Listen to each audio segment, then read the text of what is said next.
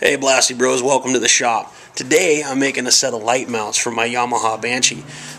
Since it's a budget build and I'm on a budget like always, nothing says budget build better than a set of brand new Wally lights. I swapped out the 50 watt bulbs for the 35 watt bulbs. And today we're going to be tapping an aluminum mounting block for the light to mount to the frame.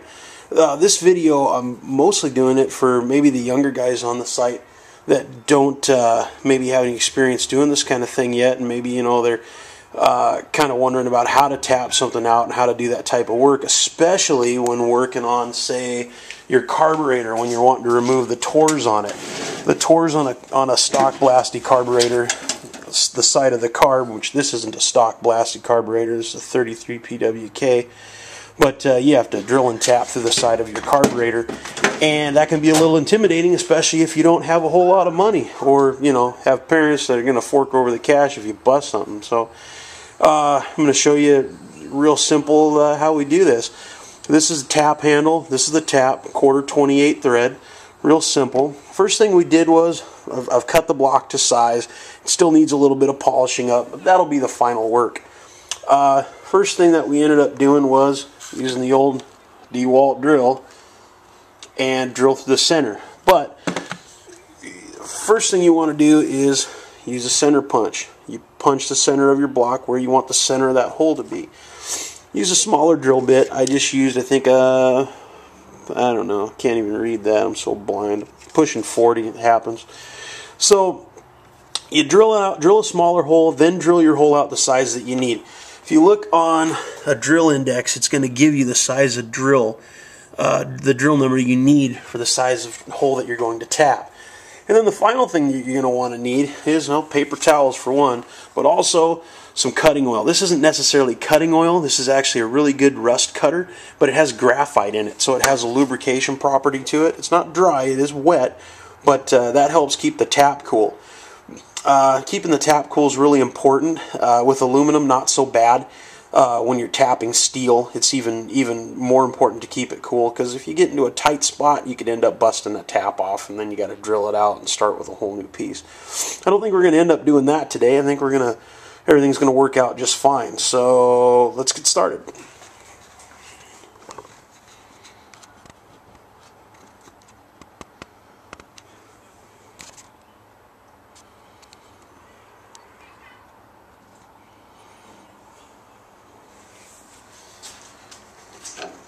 Alright, the tap handle, the T is locked in, the tap is locked into the T handle. You can see I'm going to lightly coat the tap with some more of that, and I'm going to start the drilling process. And just going slow, and when you first start, the T handle it's going to kind of wobble a little bit. So just go slow, putting gentle pressure downward, and you're going to feel those teeth grab, and you just keep spinning, just keep going, and then you really feel it bite.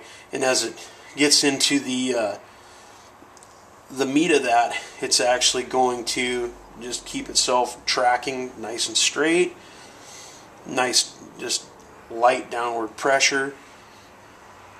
Just keep spinning, and it's just going to keep threading itself in. It's cutting those threads as it's spinning around. So you get about halfway. You're cutting threads because fine material that's being cut is being forced up out of the flutes through the top of the bit.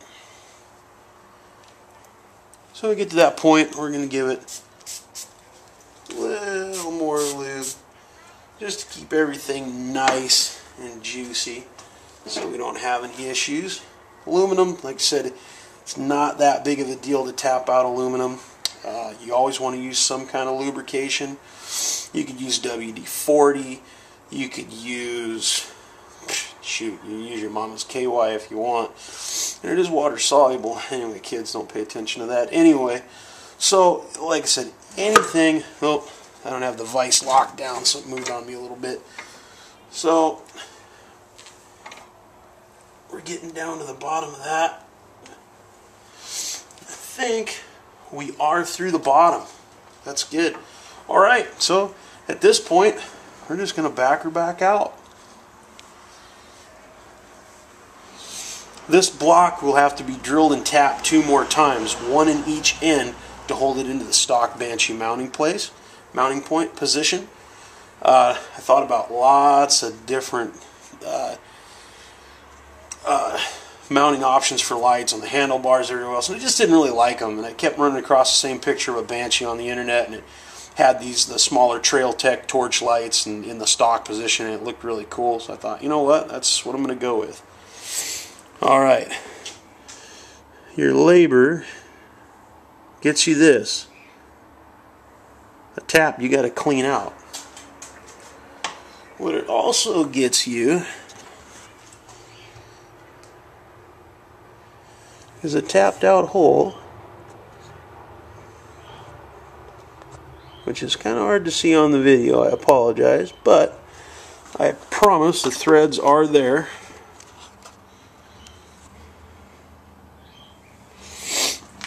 And to show you that we did right, take a paper towel, clean this up.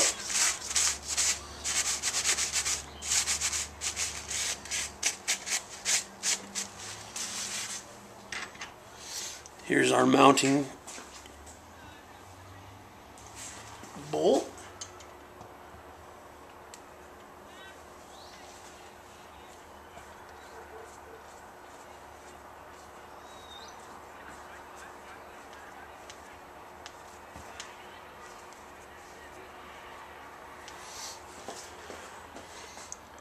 Threads right on in, fellas. I know this isn't the most technical thing, but you know, for some of the guys that have never done this before, hopefully it helps out.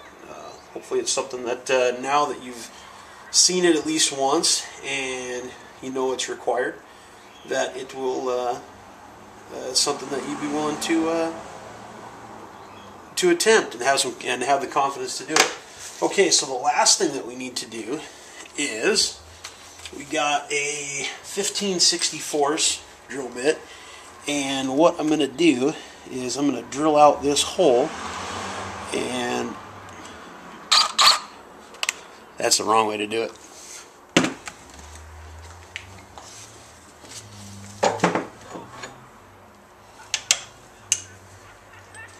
End up jacking up your fingers doing that. Don't do that, kids.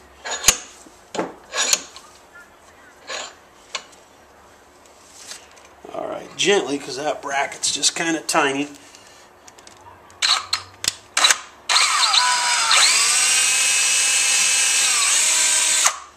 Open that hole up just slightly. Looks like we got to go with the next size bit up.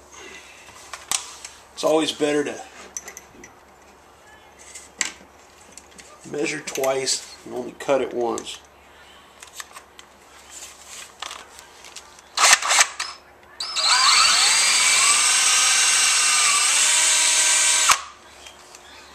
So we get a nice, tight fit. Just like that. Alright, so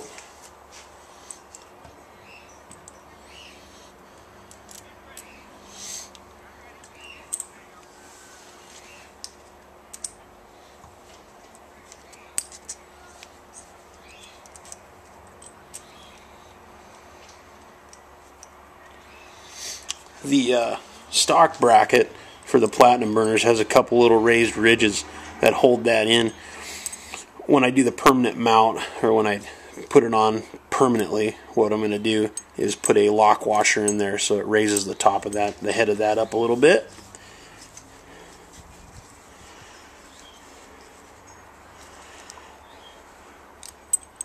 But for now, that will show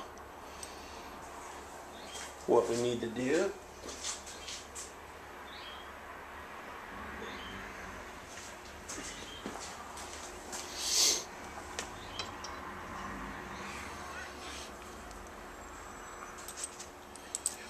And last but not least,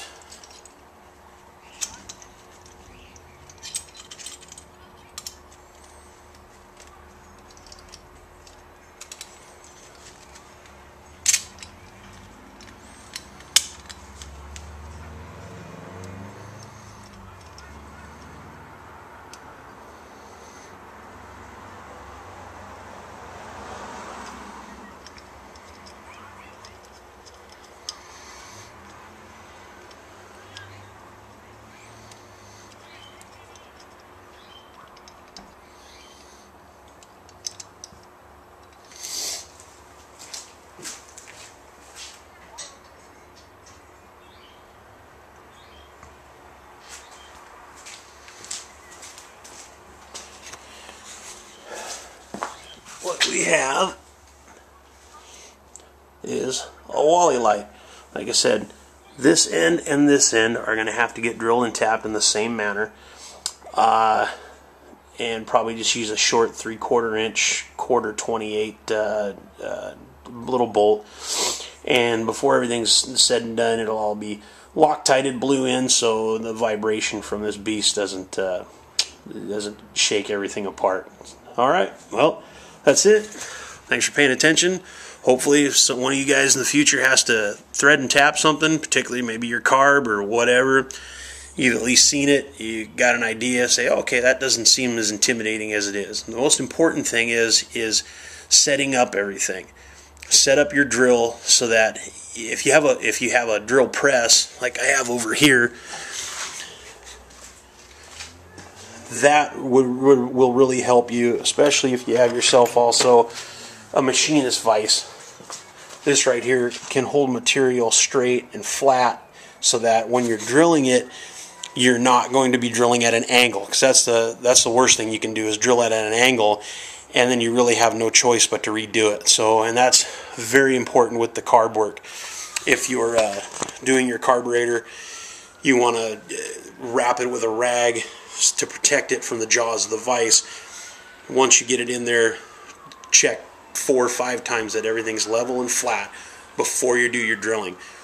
The drilling operation is the most sensitive. Once it's drilled, after that, everything follows that drill line. So the tapping is really, honestly, the easiest part. The drilling part is the part that you want to be absolutely certain of. It's kind of like being a surgeon. They want to cut the only thing that they have to cut. So you only want to cut what you need to cut. Anyway, tapping, pretty easy to do. Anybody can do it. This tapping kit here I got from Harbor Freight Tools. I think a few years ago it was, I don't know, might have been, $10. You know, I mean, they got stuff. This is a good kit. I mean, it's great for working in my garage. You know, I mean, I don't got a big garage. I don't do a whole lot of work in here, but this is perfect for it. You know, so you don't got to spend a whole lot of money to get these jobs done. I think the most important tool that you can have is the knowledge to do it, and a little bit of experience. So, great. Thanks for watching my video. If anybody's got any questions, feel free to PM me or whatever, and I'll be happy to answer them. All right, I'm out.